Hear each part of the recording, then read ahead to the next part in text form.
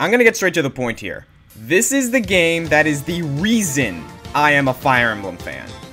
So, getting into a little background here, back in 8th grade, when I was finishing up my years in middle school, I was in a serious strategy game fixation, because at that time I was really attached to my Game Boy Advance, and I was playing Final Fantasy Tactics Advanced and Advanced Wars, and both of those games I truly adored, because I'm not entirely sure why, but that whole strategy chess-like game with RPG elements, obviously I didn't dissect that like that when I was in middle school, but looking back at it now, those were the reasons I loved those games. And going into high school when I was in 9th grade, this was around fall, that one of my greatest childhood friends, his name is Steven, he noticed that I had a knack for these games and that I really, really liked them, so he showed me Fire Emblem. He had the first Fire Emblem that was released in America, which was Fire Emblem Blazing Sword.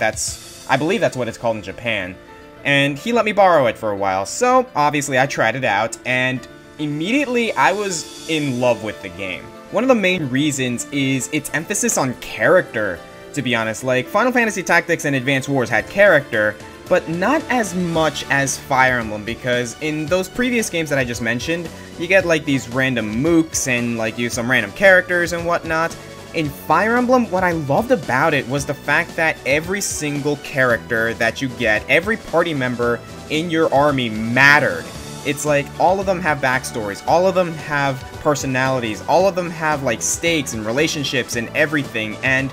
to see it all manifest into an army, and a well-sized army, no less, because you have a lot of choices to go through, and, like, a lot of ways you can play through the game, and a lot of decisions to make in how you,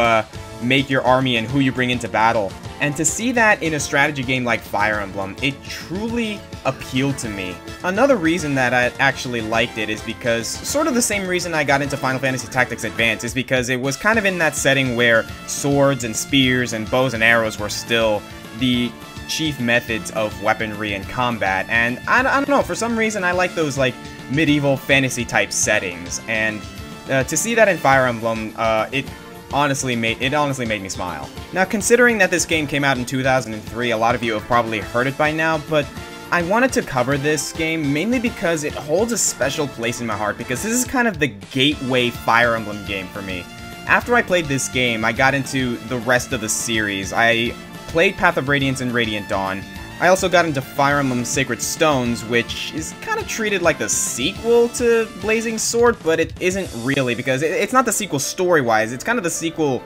gameplay-wise, because they brought in a lot more mechanics and a lot more improvements. And then eventually I would play Fire Emblem Awakening, which is arguably one of my favorite games of all time. And eventually I got to playing Fire Emblem Sword of Seals with Roy as the main character, and that was a real treat to play through as well, considering that I played Blazing Sword. It was nice to see those characters, like, I guess you could say, like, Fire Emblem Blazing Sword was actually the sequel to Sword of Seals, so I kind of treated Sword of Seals as a sequel to Fire Emblem Blazing Sword. It was kind of cool, honestly. But what I love about Fire Emblem Blazing Sword,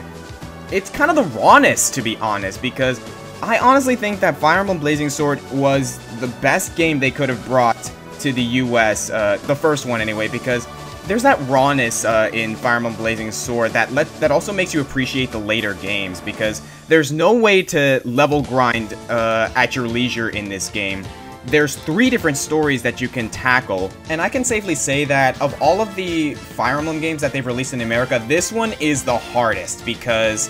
play these stories on hard mode, you are going to lose people, and even then, it is still an amazing experience. Fire Emblem Blazing Sword, I could say, actually has aged pretty well, because the animation sprites and, like, the appeal of the game is still there. Like, again, it's sort of like appreciation for the rawness, but at the same time, the game just looks really good, it sounds really good, and the writing in terms of the narrative is pretty much on par with even the later games, with great characterization, great stakes, a great prequel to Sword of Seals, and arguably the greatest female protagonist ever in video games. So, overall I'll admit that I have a certain bias towards this game. It's nostalgic to me, it introduced me to the franchise, and I'm extremely appreciative of Steven for introducing me to it. And even then, I would still recommend this to anyone, especially if they're into strategy games.